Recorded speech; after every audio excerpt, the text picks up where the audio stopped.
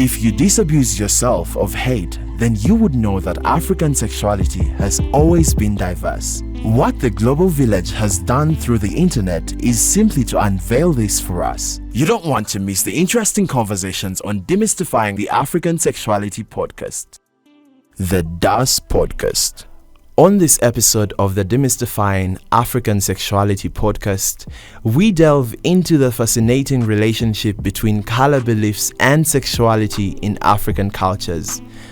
Colors have long been associated with specific beliefs, and these associations have often led to stereotypes, prejudices, and misinformation surrounding sexuality.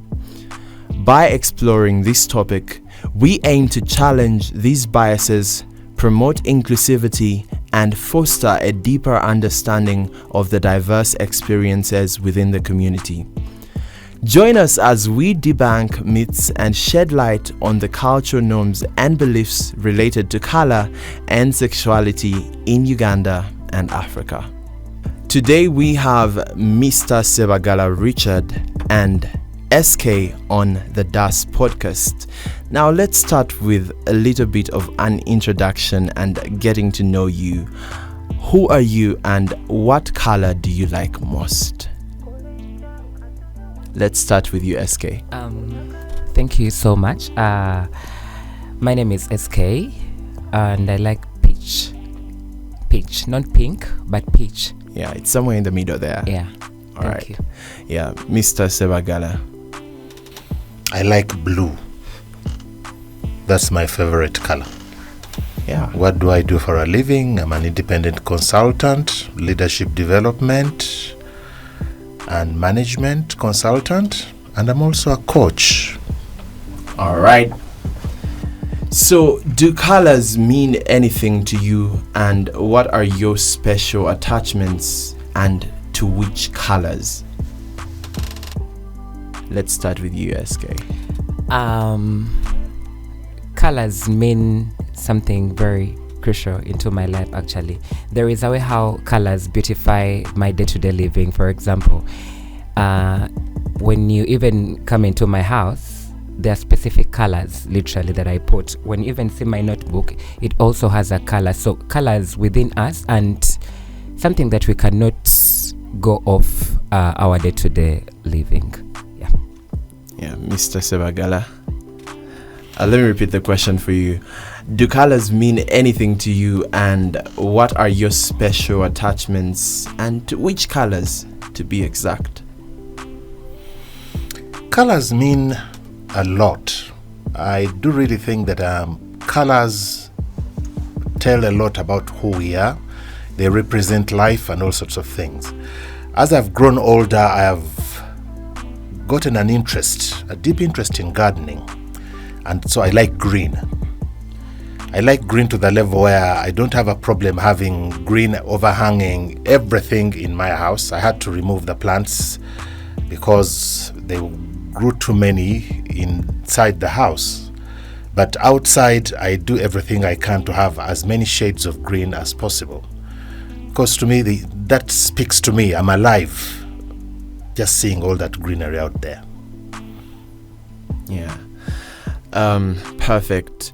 So, unlike when we were growing up, lately society thinks of babies, men, and women in terms of blue and quote-unquote pink. In what ways have these color associations influenced attitudes towards sexuality, particularly within the public domain today? Colors are...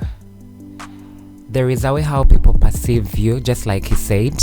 There is a way how you're perceived in the community, but also things started with our when we were growing up, when we were young children, because we started loving and adopting those colors as our favorite starting from young.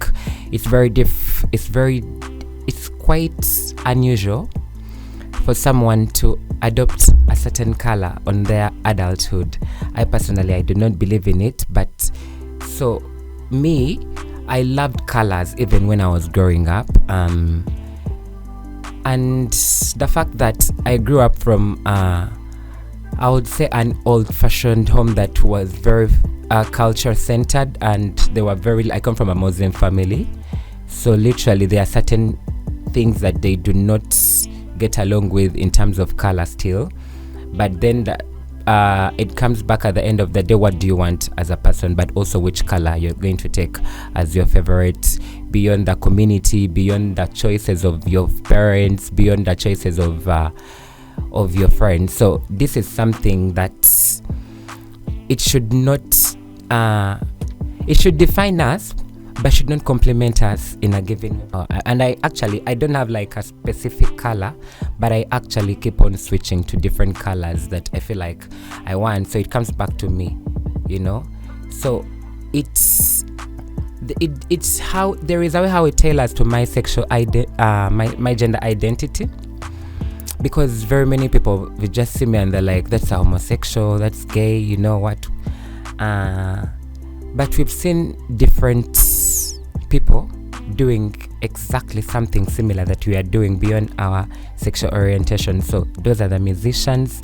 I don't know if probably we could also categorize them as gay people simply because they are choosing to do what they want. So it's quite broad in that aspect given to our sexual orientation, but also the choices as we, to impose, because it comes back to us. If you do not make your choice, it can't define you, just like the colors said. Yeah, all right, over to you, Mr. Sevagala. So the question is, unlike when we were growing up, lately society thinks of babies, men and women in terms of quote unquote blue and pink. So in what ways have these color associations influenced attitudes towards sexuality, particularly within the public domain today? Blue for boys, pink for girls. If you look back into our history, I'll give you Buganda for instance. The predominant color was a kind of ochre, brown to the back cloth, that brownish red. And both men and women wore a variety of it. Now, the color was not important. It was the dress. Are we dressed? That was all that mattered. At some point, and I firmly believe it was the coming of colonization, when we were colonized, these colors started taking on meanings that were never what was intended. Because other than blue being the color of the sky, we did not make any associations to blue in our traditional societies. Now, when you bring out a color like pink, pink is not a traditionally African color. It's not a color that you find and say, oh, now that is, I see pink and relate it to Africa. It doesn't mean that there is no pink in Africa. There is pink. But it was not a color that we related to anything that said, oh, now we see pink, this is what we see. And that is an import. Pink being a color for girls is an importation. Because even traditionally, pink doesn't necessarily relate to any gender.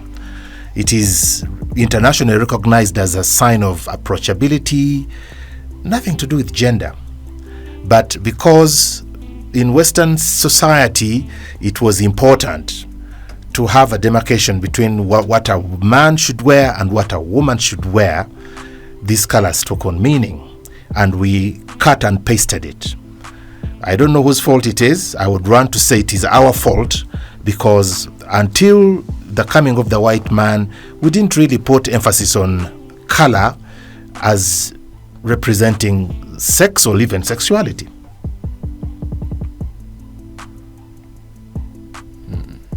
Does that make sense? Yeah, surely it does.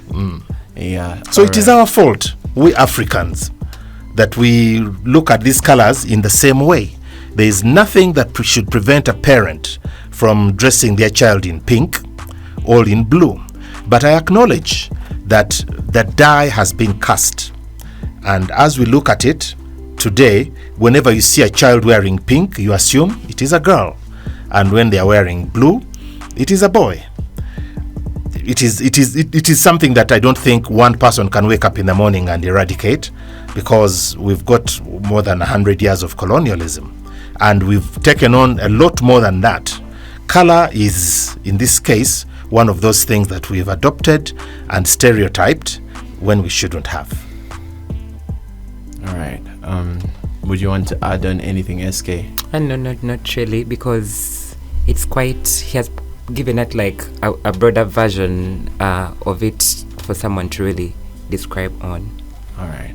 You don't want to miss the interesting conversations on Demystifying the African Sexuality Podcast. The DAS Podcast.